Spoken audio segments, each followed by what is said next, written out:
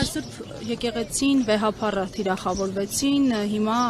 հերթը նաև եկեղեցու պաշտպաններին է հասել, հանգուցալուծումը ինչպես եք տեսնում։ Հանգուցալուծումը մի քիչ բարդ է այսօր ասել, որտեվ նկատելի է, որ կամաց-կամաց Հայաստանում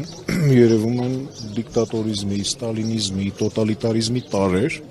իսկ այդտեղ հանգուցալուծումները, չգիտեմ, շատ անկանխատեսելի բաների կարող են տանել։ Երկրորդ, ես ուզում եմ հատկապես շեշտել, որ եկեղեցուն պաշտպանելը, եկեղեցու կողքին լինելը, դա յուրաքանչյուր եկեղեցու հետևորդի պարտականությունն է, եւ ինձ թվում է բոլոր այն մարդիկ, որոնք հավակնում են կամ հայտարարում են եկեղեցու հետևորդ լինելու, ուրեմն իրենք էլ եկեղեցու կողքին պիտի լինեն եւ եկեղեցուն պիտի պաշտպանեն։ Քայլ ասում ես հետևորդ եմ, ես ուզում եմ եկեղեցին բարեփոխվի, ես ուզում եմ, որ եկեղեցին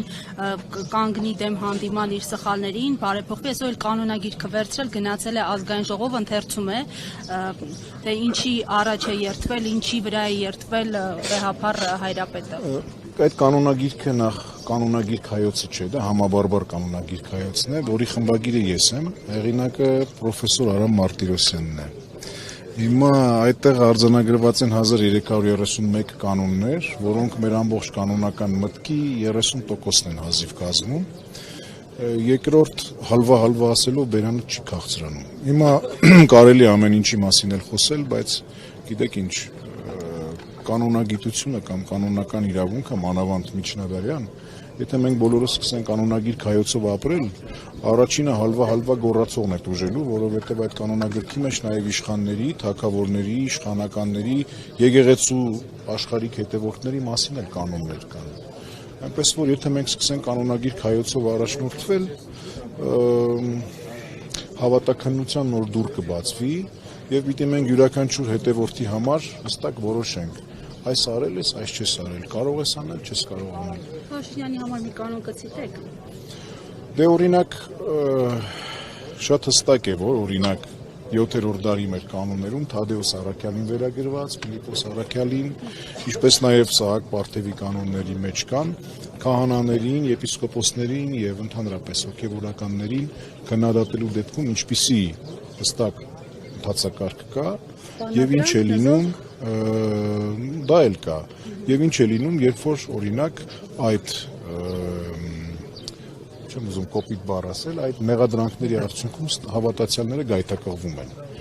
Հաղորդությունից զրկում, բանադրանք, նզով, եկեղեցի չմտնել, ամենատարբեր պատիժներ։ Ես կարող եմ, գիտեք, ժամերով խոսել այդ կանոնների մասին, բայց ինչպես քիչ առաջ նշեցի, որտեղ տեսա, որ լուրերում անդադ պատտվում է այդ գիրքը, դա համաբարբար կանոնագիր հայոցն է։ Համաբարբար նշանակում է 152 թեմաներով բաժանված 1331 կանոններ։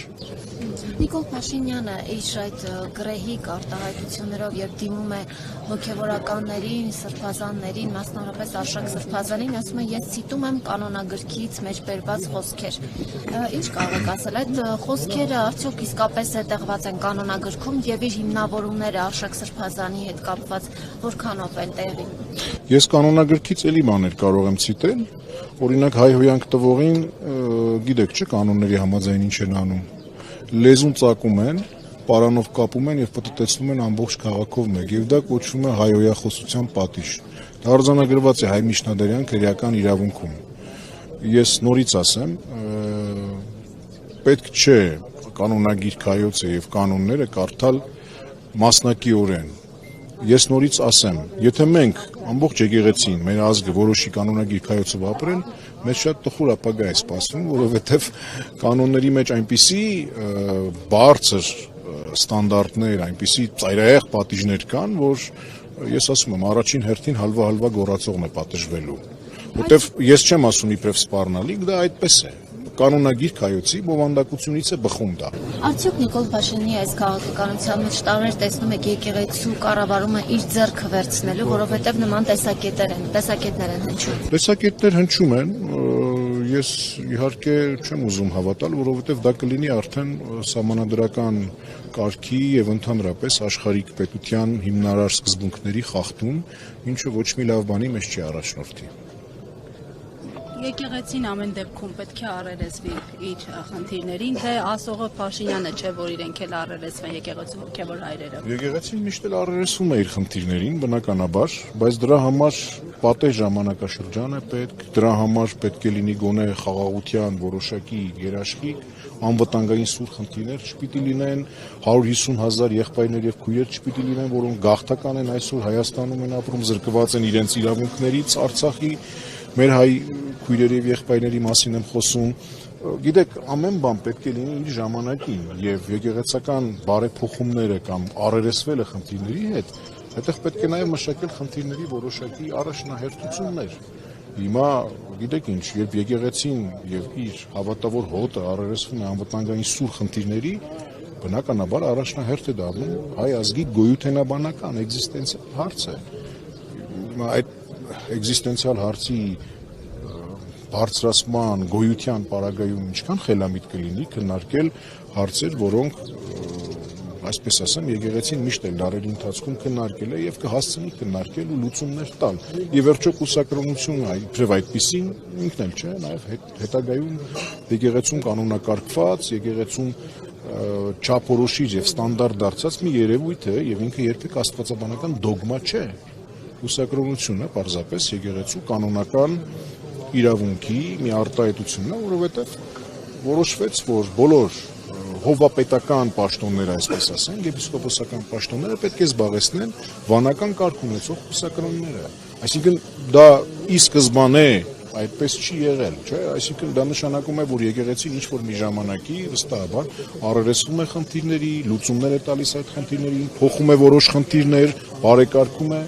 դա դինամիկ process է, չի կարելի այդպես միանշանակ ասել, որ վերջ, սա այսպես է, ուրեմն այսպես էլ պետք է լինի, եւ դա փոխողը եկեղեցին է։ Եթե այդպես չէ, ուրեմն մենք էլ ինչու ենք եպիսկոպոս, կաթողիկոս, վարդապետ, քահանա, սարկավակ, թեմական խորհուրդ, ծխական խորհուրդ, փակենք բոլորը, հանձնենք մի հատ հանձնաժողովի, თუ հանձնաժողովը հարցերը լուծի։ Բարեփոխումների կարիք տեսնում եք եկեղեցու ներսում, շատ են խոսում այն մասին, եկեղեցին միշտ բարեփոխումների կարիք ունի։ Հարցը ասում են, որ պետք է առհասարակ հանվի եկեղեցու կանոնադրության։ Գիտեք, ես կարող եմ իմ անձնական տեսակետն ասել, բայց դա սխալ կլինի, որովհետև դա որոշում է ազգային եկեղեցական ժողովը, եպիսկոպոսատ ժողով, ամենայն հայոց կաթողիկոս, դա բավական լուրջ հարց է եւ դրա քննարկումը պետք է լինի համապատասխան կանոնական շրջանակից ներս։ Կներեք, ես այստեղ իմ անձնական կարծիքը չեմ ուզում ասել այդ հարցի մասին։ Ինչ անել, որ սաղմոսներ ցիտող Փաշինյանը հարվածի տակ չդնի հայ առաքելական եկեղեցու վարկանիշը եւ Հայաստանի Հանրապետության վարկանիշը այս համատեքստում որպես նաեւ քրիստոնյա առաջին ազգի պետություն։